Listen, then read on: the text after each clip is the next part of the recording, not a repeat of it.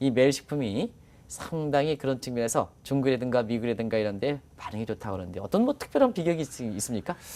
예, 아까 말씀하신 대로 제가 10여 년 전에는 10여 년 전부터 수출을 하기 위해서 참 여러 군데를 많이 다녀봤습니다. 그래서 뭐 깡통에다가도 담아 다녀보기도 하고 네. 가방에다가도 고추장된장 담아서 가면 네네. 사람들한테 좀 웃음거리가 되죠. 이렇게 세관에서 아무래도 통관에 걸리고 하는데 그래서 좀 많이 얼굴도 붉힌 적도 많고 나서 했는데 최근 들어서 이렇게 이 국가나 우리나라 인류 상품들이 많아지면서 물론 식품이 아닌 자동차나 전자가 담으면서 한국의 식품의 격이 한탕 올라가게 됐습니다. 그리고 또 하나가 아무래도 많이 접해보는 비빔밥.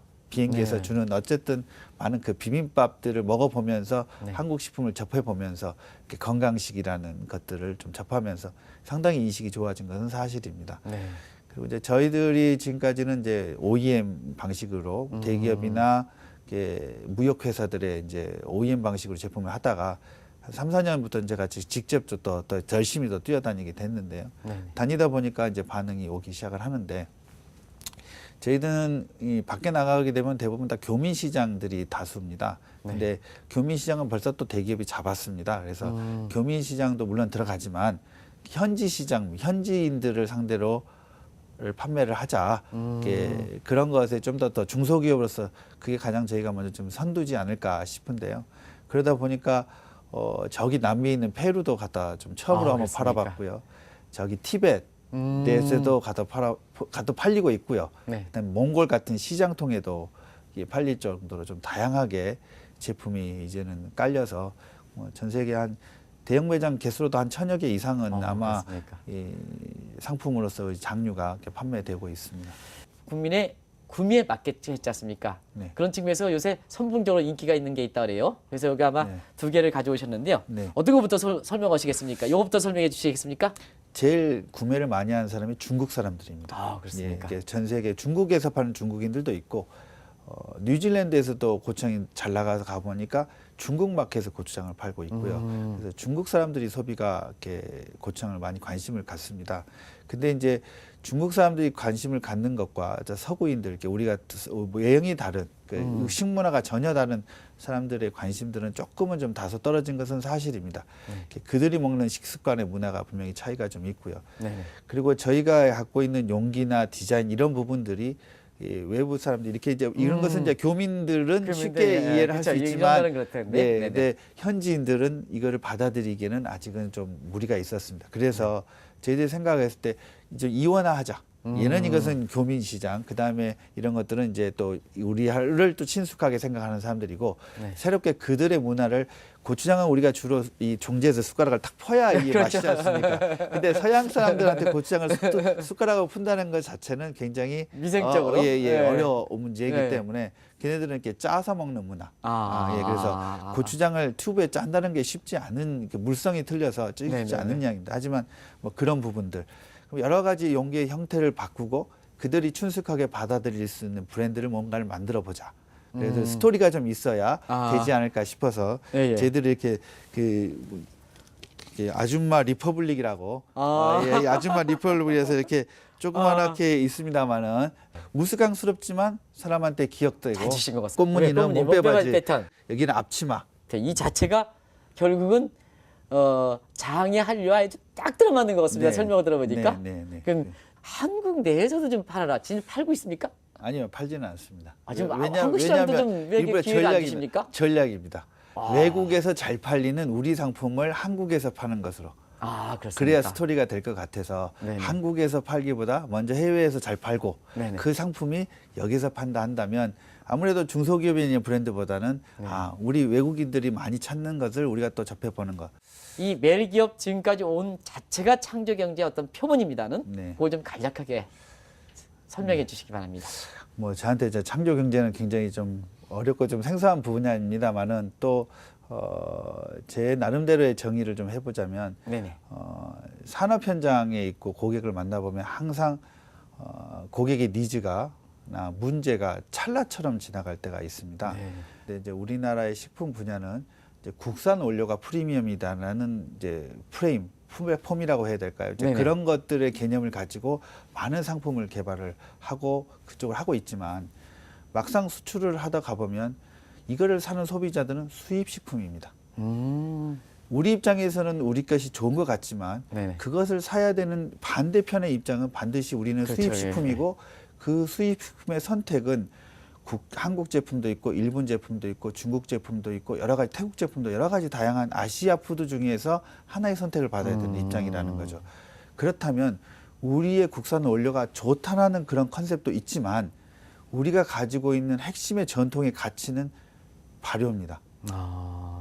발효의 기술 핵심 가치를 가지고 그것을 풀어가는 것이 결국에 한국에 있는 발효의 기술, 한국 사람이 만든 발효의 기술이 결국 프리미엄이다. 이런 플랫폼으로 풀어가는 것이 소비자들 그들이 받아들이는 입장, 우리가 갖고 있는 대한민국의 프리미엄을 설명할 수 있는 그런 것이지 않을까 싶어서 한번 이 현장을 다니면서 느꼈던 생각입니다.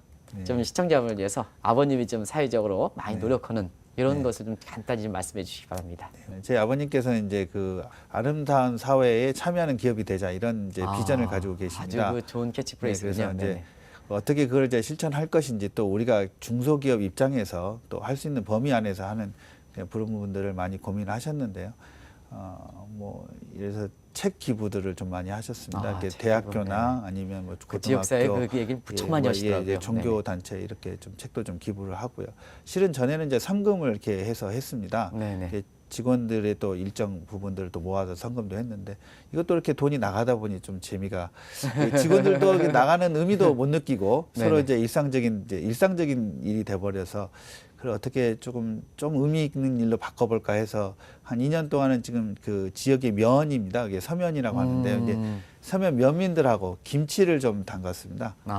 김치를 담가서 이제 지역 낙로원이나 이런 이제 불우이웃들에게 도움을 좀 주고 또 지역 민들하고 또 한 번씩 이렇게 또 지역 사회로서 또 한번 호흡도 한번 하고 인사도 하고 같이 돼지고기도 삶아서 김치도 좀 나눠 먹기도 하고 이제 그런 또 시골이 갖고 갈 수 있는 또 그런 맛이 있지 않습니까? 그런 것을 했는데 의외로 직원들도 이렇게 일하지 않고 나와서 같이 김치를 이제 몇 분씩 이렇게 자원봉사식으로 나와서 하는데 상당히 직원들도 제일 보람 있는 일이다 이렇게 평을 하면서 모두가 다 좋았고요. 좀 우리 지역에 있는 또 저희보다 조금 아직은 더 발전할 수 있는 기회가 되는 중소기업들을 모아가서 이번에 이제 LA 특판전을 하게 됩니다. 보통 이제 무역 상사가면 자기 마진 보고 해야 되는데 저는 이제 우리는 이제 재능 기부 형태로 그냥 우리가 처음은 우리가 그냥 그런 부분을 수고해서 지역에 있는 상품들도 한번 해외에 한번 홍보할 수 있는 기회를 한번 맞자 해서 시하고 한번 지금 올해 LA에서 한번 할 예정입니다. 네. 앞으로 매일식품의 어떤 뭐 기업의 어떤 계획, 미래 계획, 그다음에 대표님이 개인적으로 갖고 있는 어떤 계획 같은 거 이런 걸 좀 마지막으로 말씀해 주시기 바랍니다. 네.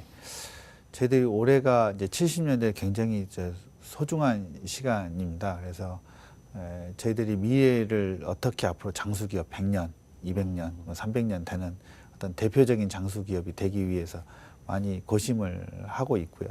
그래서 한 5년 정도 고민을 했습니다. 이 어떤 사업을 어떻게 할 것인지를 이제 고민을 하고 이번에 올 5월에 한 2,000평 정도의 이제 신축 공장이 좀 만들어집니다. 그렇게 되면은 이제 이 기존 제품 이외에 아까처럼 다양한 각 국가별로 또 맞춤형의 제품들을 생산할 수 있는 그런 형태의 공장이 갖춰지면서 좀 더 세계화를 해서 국내보다는 해외에서 좀 더 인정받는 그래서 우리 제품이 좀 더 알려질 수 있는 뭐 작지만 저희들이 할 수 있는 조그만 일들을 좀 해가는 것이 좀 소망이고요. 또 해외에서 또 인정받아서 뭔가가 또 회사가 글로벌화 될 수 있다면 그리고 또 국내에만 있는 것이 아니라 해외에도 공장이 생길 수 있는 그런 매일식품을 한번 좀 꿈꿔봅니다. 오늘 장시간 동안 또 순천이라는 먼 곳에서 오셔가지고 시청자분을 위해서 오늘 아주 재밌었습니다. 그래서 이렇게 그 좋은 말씀을 해주신 것에 대해서 진심으로 감사하다는 말씀드리겠습니다. 고맙습니다. 네, 감사합니다. 시청자 여러분 오늘 어떻게 느끼셨습니까? 세계 시장에서의 매식품 어떻게 성장하는지 우리 한번 시청자분과 같이 해서 또 어떤 회사의 전환점이 되면 다시 한번 오 대표님을 모시고 이런 자리를 마련하도록 하겠습니다. 장시간 동안 시청해 주셔서 고맙습니다.